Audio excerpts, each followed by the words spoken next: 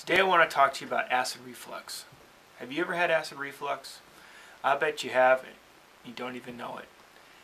Acid reflux is really it's an umbrella term that can mean anything from burping, wet burp, which is when you burp and it's kind of that sour tasting stuff that comes up into your throat, to bloating, feeling uncomfortable after you've eaten a meal.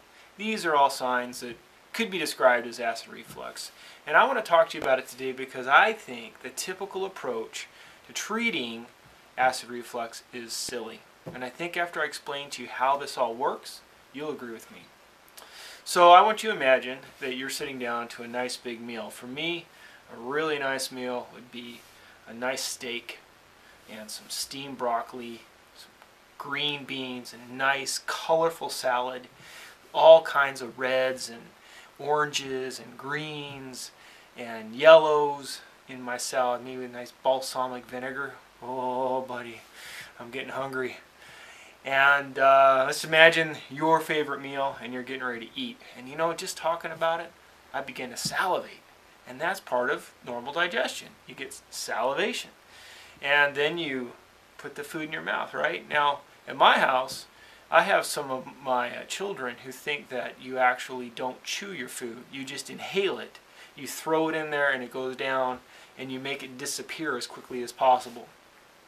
I have tried in vain to break some of them in this habit, but you need to chew your food thoroughly. It's really important and it helps your digestion a lot.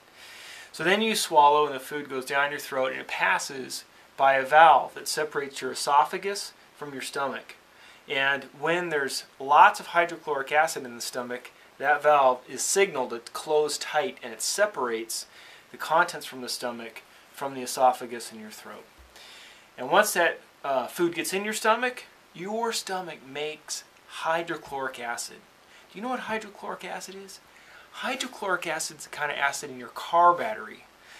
If you took that acid out of your battery and poured it on your car, it would eat the paint away down to the metal. It is very strong acid, and that's the kind of acid that's in your stomach when you're a little baby, when you're a kid, when it's healthy and robust. That's what's going on in your stomach. But as we get older, it tends to get less acidic, and I'll talk about that in a second. But so that food gets rapidly and aggressively attacked by the hydrochloric acid, and it breaks that food down into smaller and smaller pieces, which is very important in the absorption of nutrients. That acid is also really important in the absorption of lots of minerals that happen right there in the stomach. And then the food leaves the stomach, goes into the small intestine, and that hydrochloric acid rich food bundle stimulates the gallbladder and it stimulates the pancreas to secrete their stuff into that food. And the gallbladder breaks down all the fats, and the pancreatic enzymes break down the protein and the starches, and all that food gets broken down into its smallest components so that then can be absorbed. Now, that's what's supposed to happen. That is what I've described to you is a simple, accurate presentation of normal, healthy digestion. But what happens very frequently is that our stomachs stop producing the hydrochloric acid the way it's supposed to.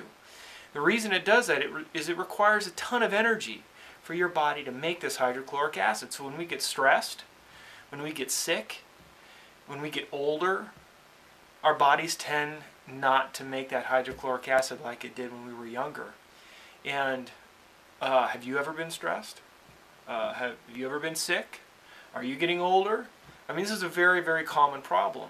And the typical approach is when you have indigestion problems, what is the common approach?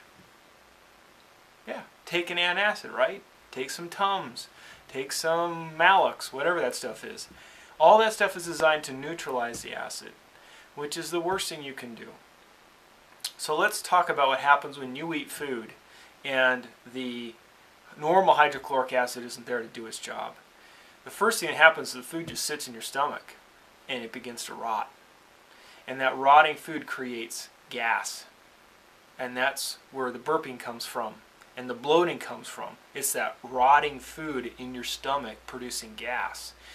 And it also produces acid as a result of the rotting food. Now, this is not hydrochloric acid. Your stomach can handle hydrochloric acid, but it's not protected against the other acids that come from rotting food. And those acids hurt the stomach. And do you remember that valve on top of the stomach I talked about? Well, that valve is stimulated by hydrochloric acid production. When that isn't there, that valve doesn't seal off the stomach, and so now the contents in the stomach begin to leak back up into the esophagus, and here we got GERD, we got indigestion, we got all that yuck with acid reflux.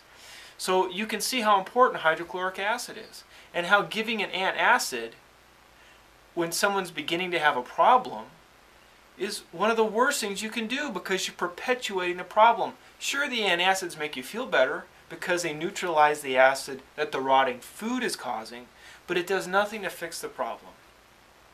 So I have 3 quick tips if you have acid reflux. The first one is, when you eat, don't drink anything if you can with your meal, because drinking fluids dilutes the acid in your stomach. And when you dilute the acid in your stomach, you know what happens. So don't do that.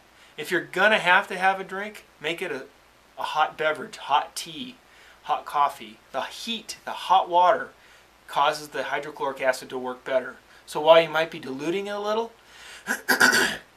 you're going to cause it to work more aggressively. So if you're going to have to drink, make it a hot liquid. But if you can, get in the habit of not having any beverages with your meals. Second thing is, use a digestive aid when you eat. The best digestive aid is a hydrochloric acid supplement called betadine HCl, hydrochloride. And this is a very strong digestive aid. It's literally hydrochloric acid. And yes, you can hurt yourself with it if you don't know what you're doing. I suggest that if you need help with this, you need to talk to someone who knows what they're doing. But basically, take one with your meal. You should be fine. Unless you have an ulcer already, or you think you might have an ulcer, then I'd really encourage you to talk to a healthcare professional who can help you with this.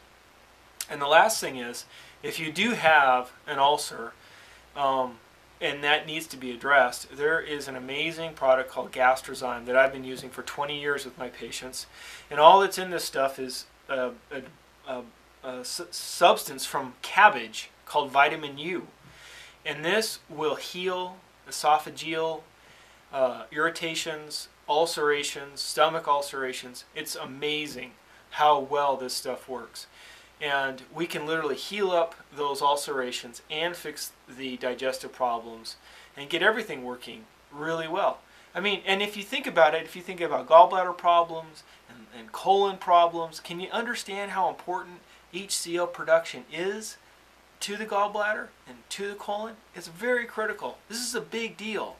I mean, if you're taking vitamins and you have poor hydrochloric acid production, you're flushing it down the toilet because there isn't enough acid to break it and absorb it into your system.